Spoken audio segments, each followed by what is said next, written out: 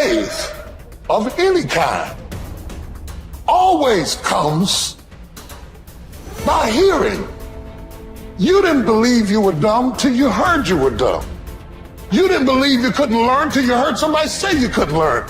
Your unbelief is a result of something you heard about yourself. And the more you heard it and rehearsed it and even argued about it and said you didn't believe it, every time you face a challenge, tell me the truth, don't those voices come back up? Every time you hit a low place, don't those voices come back up again?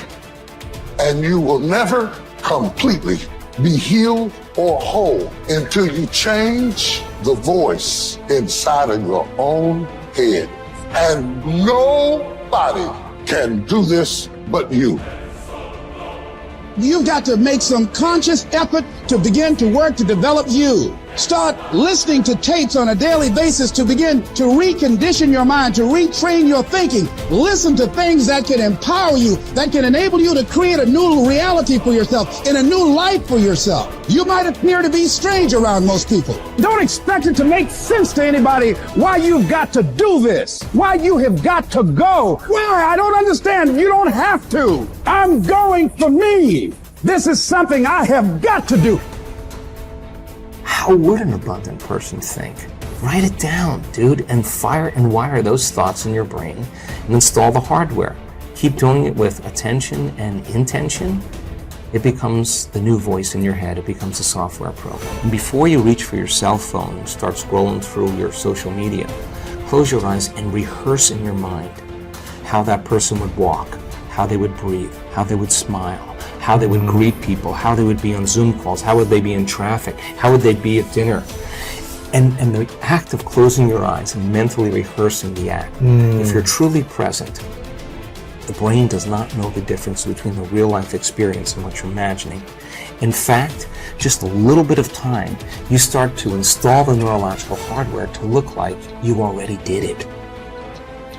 You must have faith. You've got to believe in yourself. You've got to believe in your abilities, your ideas, unquestionably. You've got some idea, some dream that you might have to go back and brush it off and look at it again and say, I've got to do this. This is what I'm supposed to do. This is why I showed up. You've got to talk to yourself day in and day out, selling yourself on you and on your potentials. And all I want you to do every day is just say to yourself, when you feel that inner negative conversation saying you can't do it, just say, it's possible. Other people have done it, then we can do it. We fail a lot of times. Well, a lot of other folks fail, and eventually they came back and they succeeded. So it's possible we can have what we want, and it's necessary. We get negative, do-nothing people out of our lives. It's necessary. We never stop learning and growing and developing ourselves. It's necessary that we never give up. Whatever we have to do, it's worth it.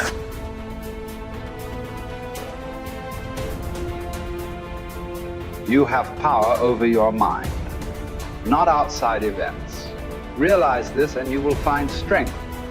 When you arise in the morning, think of what a privilege it is to be alive, to think, to enjoy, to love. The soul of a man harms itself, first and foremost, when it becomes, as far as it can, a separate growth, a sort of tumor on the universe.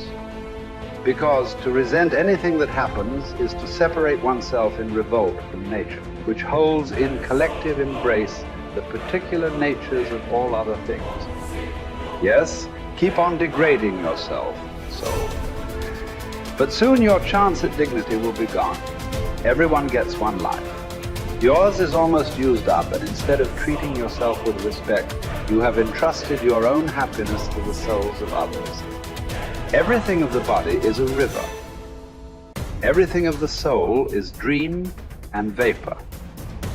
Life is war and the abode of a stranger. The only fame after death is oblivion. Forget everything else. Keep hold of this alone and remember it. Each of us lives only now, this brief instant. The rest has been lived already or is impossible to see. The span we live is small. small as the corner of the earth in which we live it, small as even the greatest renown, passed from mouth to mouth by short-lived stick figures, ignorant alike of themselves and those long dead. It's the programs in the first 7 years of your life that actually started in the last trimester before you were born. The fetus is already learning. I go, these programs downloaded in the first 7 years control the character of your life. And I go, okay, what programs did you get? I go, well, wait a minute. What program did you get before you were born? Your life is run by programs and you have no conscious awareness of these programs because your conscious mind wasn't working when the downloads were occurring. So all of a sudden I said, now we have a problem. I go, you've been programmed, you don't even know what the hell programs are. 95% of your life is coming from the programs. Your life is a printout of your programs. Look at your life right now and recognize the things that you like that come into your life. They didn't get there by accident. They came in there because you have a program to, have those things. The things that you wish or desire, but you have to work hard, sweat over it, put effort into it. Why are you working so hard? And the answer is, whatever program you downloaded doesn't support that. And you're trying to override the program with the conscious mind. And I go, well, here's the problem. The conscious mind only working 5%, the program 95%. That's one problem right there, mathematically. That's a problem. Let me give you another mathematical. The subconscious is 1 million times more powerfully computed than the conscious mind. So I say, now do the math. How effective is your conscious mind at overriding the subconscious? I say it works 5% of the time with a miniature computer. And I go, wow, that's your problem. I go, the only way you can override the program is not play the program, and that's when we said stay mindful. And then we then said, well, that's going to be difficult because we have to think. So there's only one way out. Reprogram the subconscious mind.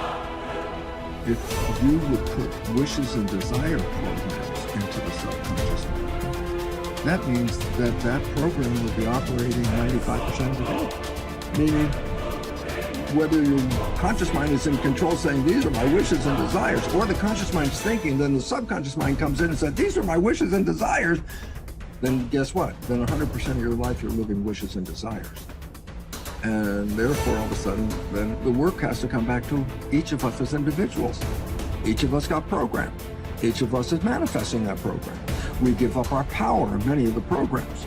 A fine example is, you were sick as a kid, and just like your parents and any other family members, when you were sick, you went to the doctor. And I go, that's a habit. I said, what does it mean? It says, you learn this in the first 7 years. The program, it says, when you're sick, you give up this power, and you go to that doctor, and you accept the doctor as the power over you. Because when it came to health, it's like, no, you don't do it. The doctor does it.